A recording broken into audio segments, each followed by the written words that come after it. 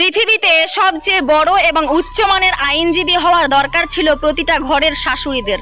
হ্যাঁ ভাই, কথাটা শুনতে আজব লাগলেও এটাই বাস্তব। কারণ তারা সব বিষয়ে সব সময় লয়াল থাকে, বিষয়টাকে তারা খুব ভালো মতো বোঝে। নইলে দেখুন না, ঘরের বউ যখন বাপের বাড়ি যেতে চায় না, তখন তারা বলে বাপের বাড়ি যাবে কেন? শ্বশুর বাড়িতে থেকেই তো ঠ্যাঙের উপরে ঠ্যাং তুলে বসে বসে খেতে পাচ্ছে, শুয়ে বসে আরাম করে তার দিন কেটে যাচ্ছে, হাতে ফোন নিয়ে ফোন দেখতে দেখতেই দিন থেকে রাত কখন হচ্ছে বুঝতেই পারে না।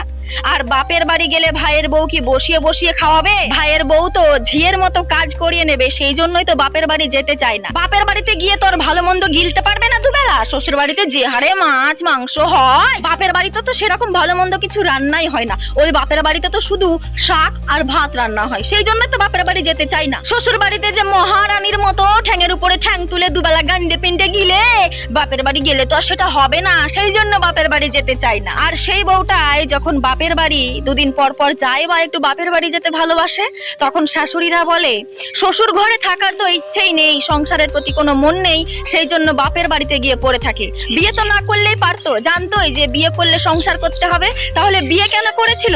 শ্বশুর বাড়িতে যখন মন টেকে না, তখন বাপের বাড়িতে গিয়েই পড়ে থাক। ওকে শ্বশুর বাড়িতে আসতে কে বলে? বাপের বাড়িতেই পড়ে থাক না।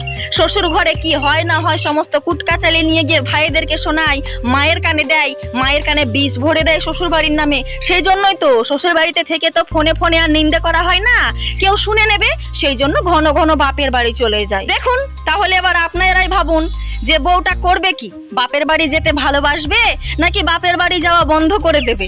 সবকিছুতেই তো কথা, তাহলে কথা বন্ধ করার উপায়টা কি?